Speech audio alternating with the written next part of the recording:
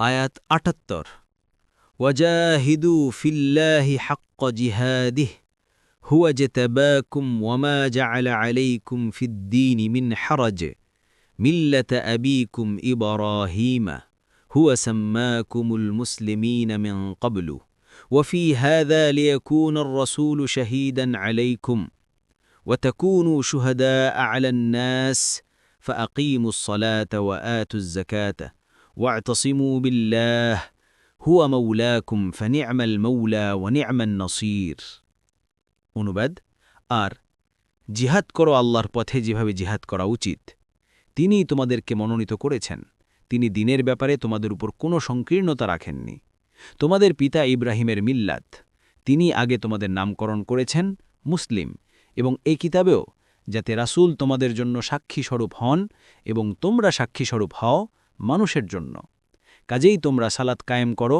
যাকাত দাও এবং আল্লাহকে মজবুতভাবে অবলম্বন করো তিনিই তোমাদের অভিভাবক তিনি কতই না উত্তম অভিভাবক আর কতই না উত্তম সাহায্যকারী তাফসির ১ নং ফুটনোটের বিবরণ জিহাদ ও মুজাহেদা শব্দের অর্থ কোনো লক্ষ্য অর্জনের জন্য পূর্ণ শক্তি নিয়োগ করা এবং তজ্জন্য কষ্ট স্বীকার করা বাগাবি কাফেরদের বিরুদ্ধে যুদ্ধেও মুসলিমরা তাদের কথা কর্ম এবং সর্বপ্রকার সম্ভাব্য শক্তি ব্যয় করে তাই এই যুদ্ধকেও জিহাদ বলা হয় হাক্ক জিহাদিহি এর অর্থ আল্লাহর সন্তুষ্টি লাভের জন্য কাফেরদের বিরুদ্ধে সম্পদ জিহ্বা ও জান দিয়ে জিহাদ করা ইবনু কাসির ও ফাথুল কদির অর্থাৎ তাতে জাগতিক নামযশ ও গনিমতের অর্থ লাভের লালসা না থাকা কারো কারো মতে হাক্ক জিহাদিহি বা যথাযথ জিহাদ দ্বারা উদ্দেশ্য হচ্ছে আল্লাহর যাবতীয় নির্দেশ মান্য করা আর যাবতীয় নিষেধ পরিত্যাগ করা অর্থাৎ আল্লাহর আনুগত্যে নিজেদের প্রবৃত্তির সাথে জিহাদ করা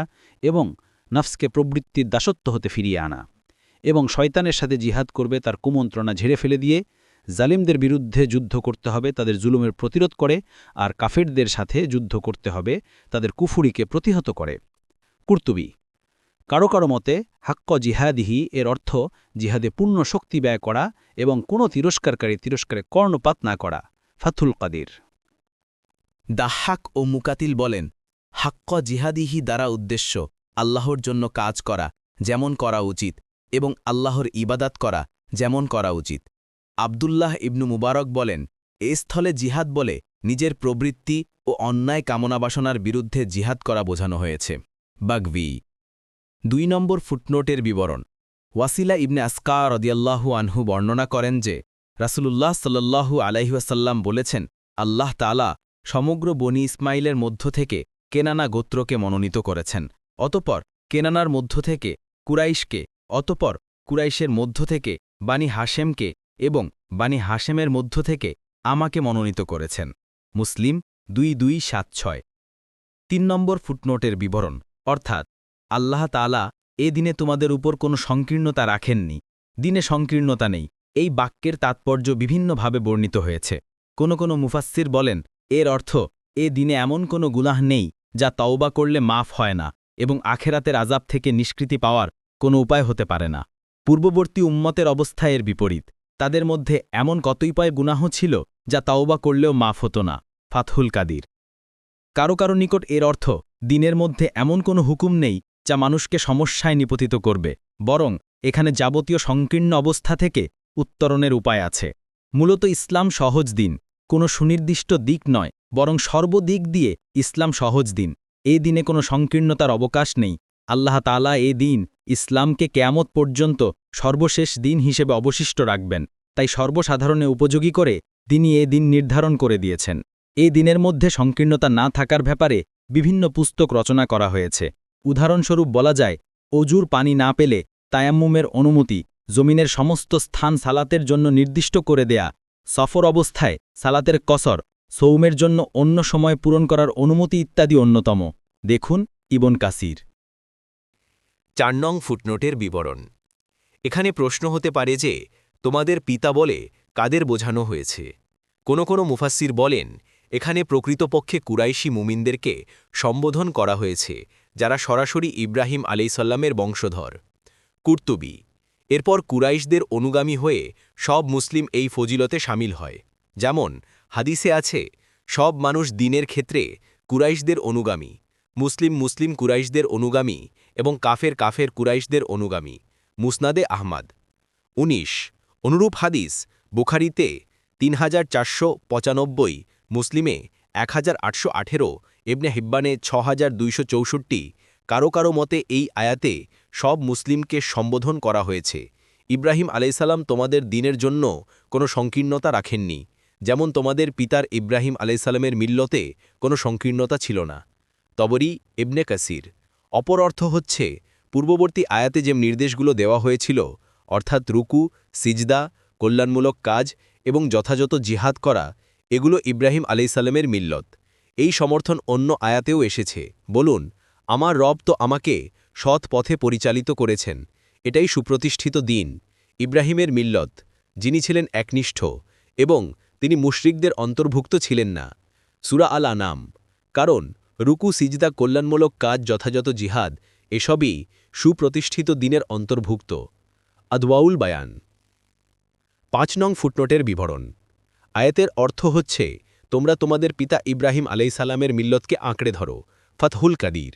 আয়াতের অন্য অর্থ হচ্ছে, তোমাদের দিনে তোমাদের জন্য কোনো সংকীর্ণতা রাখেননি, যেমন তোমাদের পিতার ইব্রাহিমের মিল্লতে কোনো সংকীর্ণতা ছিল না।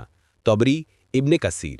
অপর অর্থ হচ্ছে, পূর্ববর্তী আয়াতে যে নির্দেশগুলো দেয়া হয়েছিল, অর্থাৎ রুকু, সিজদা, কল্যাণমূলক কাজ এবং যথাযথ জিহাদ করা, এগুলো ইব্রাহিম আলাইসাল্লামের মিল্লাত। তাই এই আয়াতের সমর্থন অন্য আয়াতেও এসেছে। বলুন, আমার রব তো আমাকে সৎ পথে পরিচালিত করেছেন, এটাই সুপ্রতিষ্ঠিত দিন, ইব্রাহিমের মিল্লাত, যিনি ছিলেন একনিষ্ঠ এবং তিনি মুশরিকদের অন্তর্ভুক্ত ছিলেন না। সূরা আল আনাম। কারণ রুকু, সিজদা, কল্যাণমূলক কাজ, যথাযথ জিহাদ, এসবই সুপ্রতিষ্ঠিত দিনের অন্তর্ভুক্ত। আদওয়াউল বায়ান। ৬ নং ফুটনোটের বিবরণ। তিনি তোমাদেরকে পূর্বে এবং এই কিতাব কোরআনে মুসলিম নামকরণ করেছেন। এখানে তিনি বলতে কাকে বোঝানো হয়েছে, এ ব্যাপারে দুটি মত রয়েছে।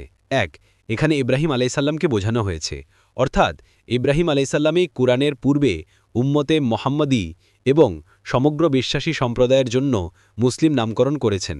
যেমন ইব্রাহিম আলাইসাল্লামের এই দোয়া কুরআনে বর্ণিত আছে, রব্বানা ওয়াজআন্না মুসলিমাইনি লাকা ওয়ামিন যুররিয়াতিনা উম্মাতান মুসলিমাতাল্লাকা। সূরা আল বাকারা ১২৮।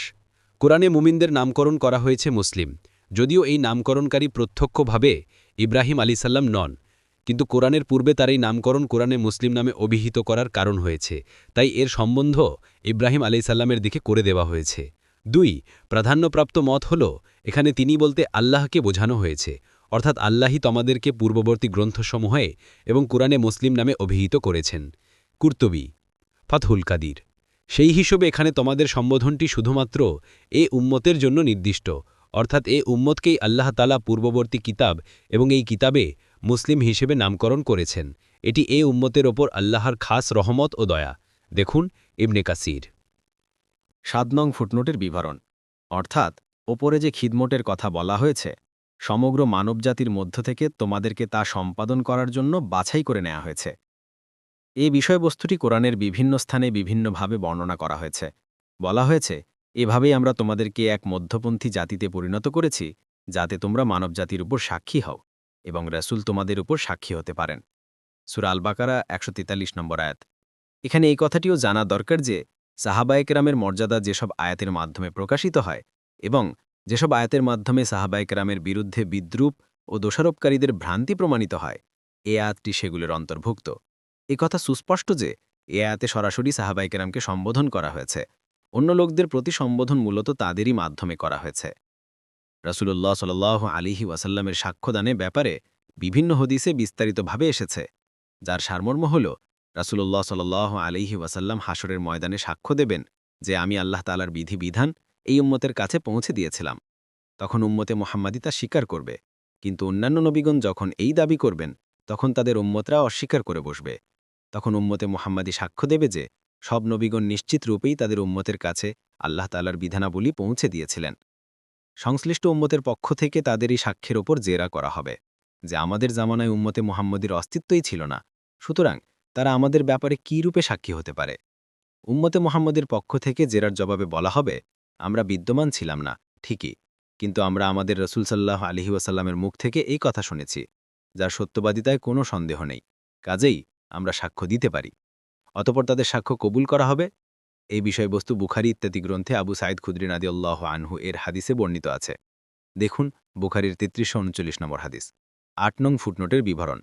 উদ্দেশ্য এই যে আল্লাহ তাআলা যখন তোমাদের প্রতি এত সব বিরাট অনুগ্রহ করেছেন, যেগুলো উপরে বর্ণিত হয়েছে, তখন তোমাদের কর্তব্য আল্লাহর বিধানাবলী পালনে পুরোপুরি সচেষ্ট হওয়া। বিধানাবলীর মধ্যে স্থলে শুধু সালাত ও জাকাত উল্লেখ করার কারণ এই যে দৈহিক কর্ম ও বিধানাবলীর মধ্যে সালাত সর্বাধিক গুরুত্বপূর্ণ এবং আর্থিক বিধানাবলীর মধ্যে জাকাত সর্বাধিক গুরুত্ববহ। যদিও শরিয়াতের সব বিধান পালন করাই উদ্দেশ্য, মূল কথা হচ্ছে আল্লাহ যা অবশ্য কর্তব্য করেছেন সেটা সম্পন্ন করা এবং যা হারাম করেছেন তা থেকে বেঁচে থাকার মাধ্যমে আল্লাহর হক আদায় করা। আর তন্মধ্যে অন্যতম হচ্ছে সালাত কায়েম করা, জাকাত দেয়া, আল্লাহর সৃষ্টির প্রতি ইহসান বা দয়া করা, আল্লাহ ফকিরদের জন্য, দুর্বল ও অভাবীদের জন্য ধনীদের ওপর তাদের সম্পদ থেকে বছরে যৎকিঞ্চিৎ যা ফরজ করেছেন তা বের করে আদায় করা। ইবনে কাসির। ৯ নং ফুটনোটের বিবরণ। অর্থাৎ মজবুতভাবে আল্লাহকে আঁকড়ে ধরো। পথ নির্দেশনা ও জীবনযাপনের বিধান তার কাছ থেকেই নাও, তারই আনুগত্য করো, তাকেই ভয় করো, আশা আকাঙ্ক্ষা তারই সাথে বিজড়িত করো, তারই কাছে হাত পাতো, তারই সত্তার ওপর নির্ভর করে তাওয়াক্কুল ও আস্থার বুনিয়াদ গড়ে তোলো, তারই কাছে সাহায্য প্রার্থনা করো। আব্দুল্লাহ ইবনে আব্বাস রাদিয়াল্লাহু আনহু বলেন, এই বাক্যের উদ্দেশ্য এই যে আল্লাহ তাআলার কাছে দোয়া করো তিনি যেন তোমাদেরকে দুনিয়া ও আখেরাতের অপছন্দনীয় বিষয়াদি থেকে নিরাপদে রাখেন। কেউ কেউ বলেন, এই বাক্যের অর্থ এই যে কুরআন ও সুন্নাহকে অবলম্বন করো, সর্বাবস্থায় এগুলোকে আঁকড়ে থাকো। যেমন এক হাদিসে আছে, আমি তোমাদের জন্য দুটি বস্তু ছেড়ে যাচ্ছি, তোমরা যে পর্যন্ত এই দুটিকে অবলম্বন করে থাকবে পথভ্রষ্ট হবে না। একটি আল্লাহর কিতাব ও অপরটি আমার সুন্নাত। মুয়াত্তা ইমাম মালিক ১৩৯৫ নম্বর।